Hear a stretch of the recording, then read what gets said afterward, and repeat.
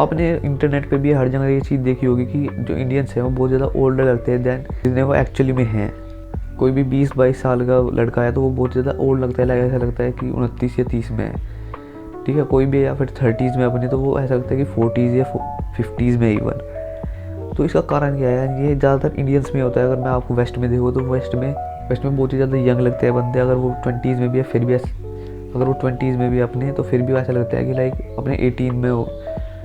अगर कोई बंदा 23 का भी है तो ऐसा लगता है लाइक 18 या 19 का है। वो बहुत ज़्यादा यंग लगते हैं। तो इसका कारण क्या है? तो आज की वीडियो में ऐसे कुछ रीजंस बताने वाला हूँ why Indians are looking older than they actually are. तो फर्स्ट चीज़ मैं पहले क्लियर कर दूँ कि मैं किसी भी सेलिब्रिटी वगैरह या फिर किसी कोई भी बहुत ज़्यादा अमीर बंदे की बात नहीं कर रहा हूँ।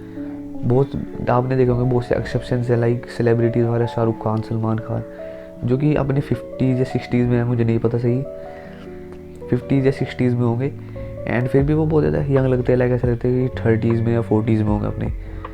तो उनके पास बहुत ज़्यादा पैसा है, उनके पास बहुत ही ज़्यादा उनकी लाइफस्टाइल हर तरीके से कंट्रोल्ड है। वो उनके लिए हर चीज़ के लिए एक बंदा है, उनकी डाइट के लिए, वर्कआउट के लिए एंड हर चीज़ के लिए उनके पास बंदा है। उनके पास बहुत ज़्यादा पैसा है, बहुत ज़्यादा यंग लगते हैं जितने वो एक्चुअली में होंगे उससे।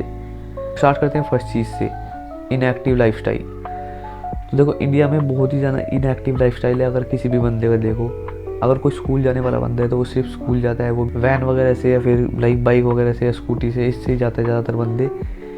एंड तो इसमें कुछ किसी भी तरीके का फिजिकल एक्टिविटी नहीं हुई। एंड अगर आप जापान वगैरह को देखो तो वहाँ पर ज़्यादातर बंदे अपने स्कूल तक पैदल जाते हैं या फिर सीनियर्स वगैरह हैं वो भी साइकिल्स पे जाते हैं। ऐसा नहीं कि वो किसी बाइक पे या फिर बसेस वगैरह में जाते हैं। तो उससे उनकी बहुत ज़्यादा फिजिकल एक्टिविटी होती है जो कि इंडियंस में मिसिंग है। स्कूल्स वगैरह में भी देखो तो आपको कम से कम 5-6 घंटे पढ़ाया ही जाता है। उससे अलग सिर्फ आपको आधे घंटे से लेकर मुश्किल से किसी स्कूल में 1 घंटे तक, 1 घंटे का आपको लंच ब्रेक वगैरह फिर ऐसा मिलता है जिसमें आप ग्राउंड पे जा पाओ। उससे बंदे जो है टॉपर्स वगैरह हैं वो उसमें भी पढ़ते ही रहते हैं, उसमें किसी भी तरीके की फिजिकल एक्टिविटी नहीं करते, बहुत ही ज़्यादा इनएक्टिव रहते हैं।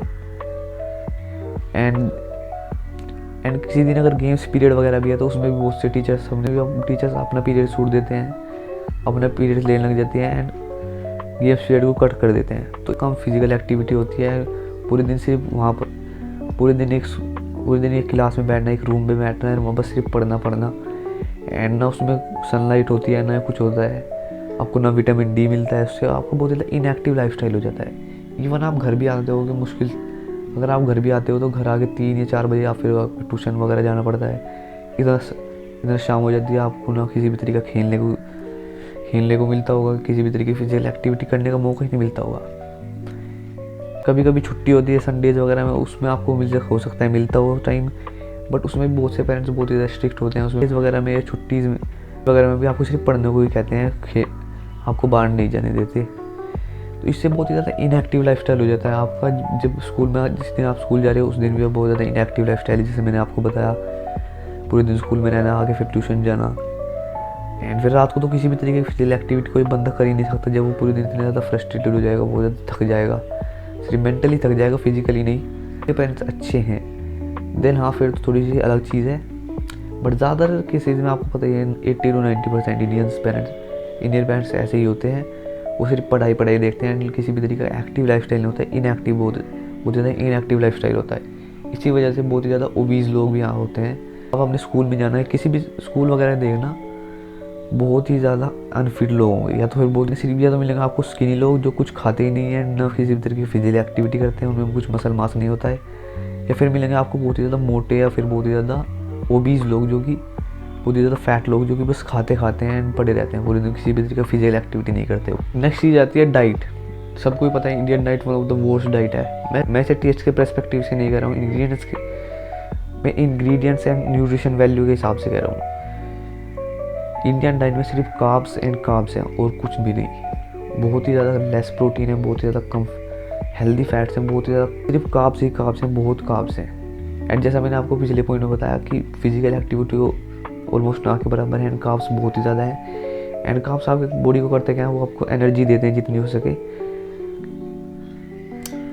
बट जब आपको एनर्जी मिलेगी, आप सुबह को भी मान लो कि आप सुबह स्कूल जाने से पहले 2 पराठे खा के जाते हो, आपको एनर्जी मिलेगी, बट उस एनर्जी का यूज़ ही नहीं हो पाएगा क्योंकि आप स्कूल में कुछ किसी भी तरीके की फिजिकल एक्टिविटी नहीं कर पाते हो।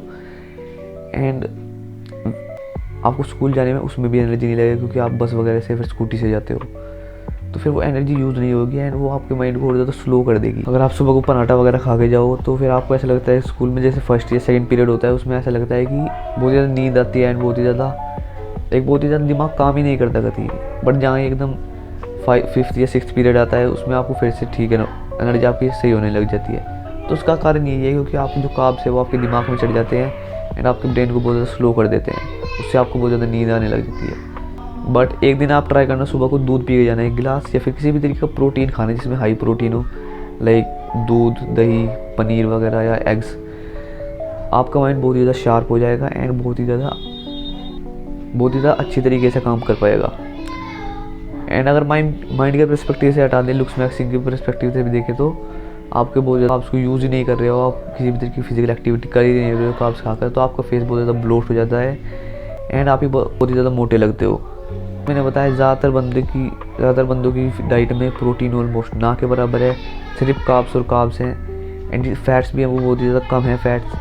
फैट्स भी हेल्दी फैट्स नहीं है, बहुत ही ज़्यादा बेकार फैट्स है, क्योंकि लंच वगैरह में भी वो सिर्फ पराठे खाते हैं, या फिर स्कूल से आते वक्त मोमोज, चाउमीन या फिर बर्गर वगैरह इनमें खाते हैं। इनमें बहुत ज़्यादा अनहेल्दी फैट्स होते हैं, इनसे आप बहुत ज़्यादा ओल्ड लगने लग जाते हो जितने आप असलियत में होगे उससे भी। इसी जाती है स्लीप। जैसा मैंने आपको फर्स्ट एंड सेकंड पॉइंट में बताया बहुत ही ज़्यादा इनएक्टिव लाइफस्टाइल होता है एंड बहुत ही ज़्यादा बेकार डाइट होती है। Sleep one of the most important चीज़ है अगर आपको यंग रहना है, तो अगर आपको यंग दिखना है तो वो भी होता क्या है, ज़्यादातर बंदे स्कूल वगैरह के लिए लगभग मान के चलो वो ट्यूशन वगैरह से आ जाते होंगे 7 या 8 बजे तक, उसके बाद वो खाना खाते होंगे एंड उसके बाद वो मान के चलो या तो पढ़ाई करने लग जाते होंगे या फिर फ़ोन चलाने लग जाते होंगे। बंदे फ़ोन चलाते हैं वो भी मान के चलो आप कम से कम 11 या 12 बजे तक फ़ोन चलाते होंगे, या इवन 1 बजे तक भी। एंड जो बंदे पढ़ाई करते हैं वो भी कम से कम आप ये मान के चलो कि जो टॉपर्स वगैरह होते हैं वो भी कम से कम 11 या 12 बजे तक पढ़ाई करते हैं एंड फिर वो सो जाते हैं। एंड सोने के बाद स्कूल ज़्यादातर बंदों के 7 से 8 बजे तक होते हैं एंड 7 बजे स्कूल होता है एंड आपको कम से कम उससे आधे घंटे तो पहले उठना ही पड़ेगा एंड सिर्फ 6 घंटे की नींद होती होगी मुश्किल से पूरी। उससे आपकी बहुत ज़्यादा बहुत ज़्यादा आपका माइंड नहीं काम करेगा एंड उससे आपको बहुत ज़्यादा स्ट्रेस बढ़ जाएगा, आपका बहुत ज़्यादा कोर्टिजोल बढ़ जाएगा जो कि स्ट्रेस हार्मोन होता है। बहुत जल्दी ओल्ड लगने शुरू हो जाओगे, आपकी बॉडी बहुत ज़्यादा लेस रिस्पॉन्स करेगी, क्योंकि आप उन्हें इनफ स्लीप, बॉडी को इनफ रेस्ट ही नहीं मिल पाया, तो इसलिए वो आपकी बॉडी सही तरीके से काम नहीं कर पाएगी, ना आपका माइंड काम कर पाएगा एंड जो आपका फेस भी होगा, जो आपके लुक्स होंगे बहुत ही ज़्यादा बेकार हो जाएंगे, आपको बहुत ज़्यादा ब्लोटिंग हो जाएगी एंड आपका ओवरऑल लुक्स बहुत ज़्यादा बेकार हो जाएगा और आप ओल्डर लगने शुरू हो जाओगे। तो अगर आप अपने इन 3 एस्पेक्ट में फॉलो कर लो, डाइट, वर्कआउट एंड स्लीप, तो आप 90% इंडियन से ज़्यादा यंग दिख पाओगे, 90% इंडियन से ज़्यादा यंग दिख पाओगे एंड बहुत ज़्यादा हेल्दी लाइफस्टाइल जी पाओगे। So that's it for the video, मिलते हैं नेक्स्ट वीडियो में।